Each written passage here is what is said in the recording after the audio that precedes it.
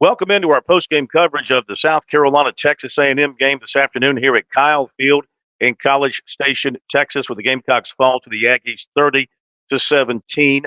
Not all losses are the same. Last week at Missouri, it felt like the Gamecocks were really handled by the Tigers and didn't really have a chance in the second half to win that game. Today, a different story.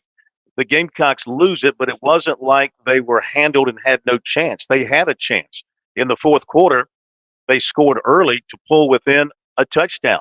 They were down 24-17, and the defense continued to do pretty well. They held the Aggies to a couple of field goals in the fourth quarter, but the offense just could not get anything going against this very good Aggie defense. Their fourth quarter possessions after their touchdown turned out to be turnovers on downs twice and a lost fumble. So nothing from the offense after that touchdown right to start the fourth quarter, which was actually a drive that started in the third quarter. The Gamecocks were held to a season low 209 total yards today.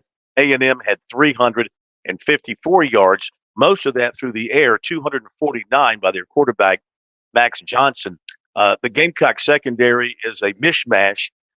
Fortune was out to start the game. He did not play the first half because of a violation of team and university policy. He did play some in the second half. Marcellus Dial got a little bit banged up. So they were moving players in and out in the secondary.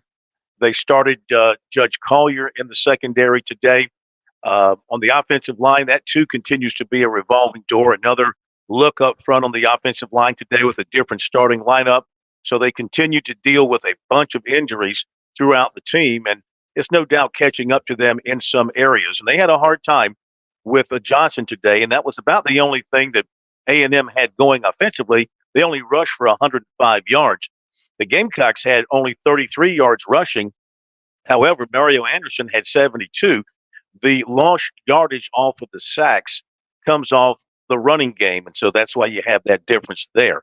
Rattler in the first quarter was really, not going to say rattled, play on words there, but he was under heavy pressure from Texas A&M, and they forced him into 3 intentional groundings in the first quarter. He thought the first one might have been a bad call. The others, well, maybe a receiver or a back wasn't where they were supposed to be, but he was trying to protect the football. He was trying not to take a sack, and he would throw the ball into the sidelines, but nobody was there, so it drew the flags. The Gamecocks were flagged 8 times today, and those 3 on the offensive side. So the penalties, again, were a factor today. So South Carolina ran 61 plays to 70 for A&M.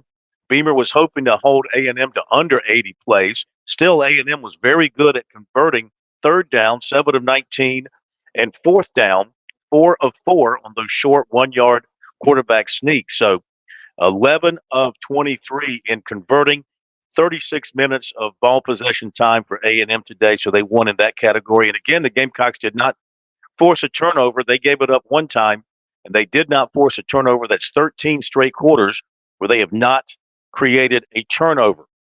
So despite all the pressure defensively, Rattler got it going. At one time, he was hitting his passes. He was 13 of 17 to start the game, but he finished 7 of 16. His favorite target turned out to be Nick Harbor, who caught 6 passes for 59 yards. He was targeted 8 times. He did have one drop. It was after that drop, however, that they came back to him. He had a big catch, and they kept going back to him. Xavier Legette did play.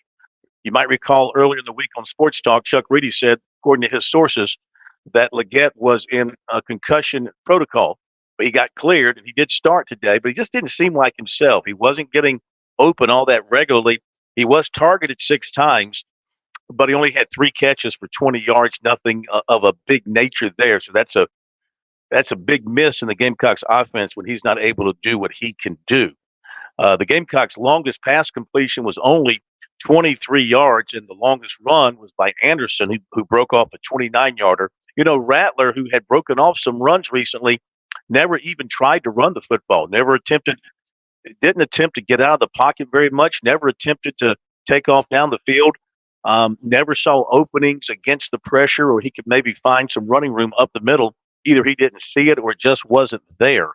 So the Gamecocks can can take away a little bit of solace from the fact that playing a good opponent. I mean, this is a good opponent. Their two losses prior to this were to Alabama and Tennessee in one-score games, and playing here in front of their crowd after a week off, they were ready to play. And South Carolina played them into the fourth quarter, but it goes down as a loss. Has four in a row for the Gamecocks. They're 2-6 overall. They're 1-5 in the SEC, which means they will not have a winning record in SEC play this year. And now they've got to win out at home in November just to get to 500 on the regular season to qualify for a bowl game. So that is the story from here at Kyle Field in College Station, Texas. The Gamecocks fall to Texas A&M. We will have more for you on our website with the post-game coverage from the Gamecock locker room on Sunday, coverage of the Shane Beamer conference call, and then Monday night we'll hear what you have to say about everything that went down here today in the heart of Texas. Our report brought to you by the South Carolina Beef Council.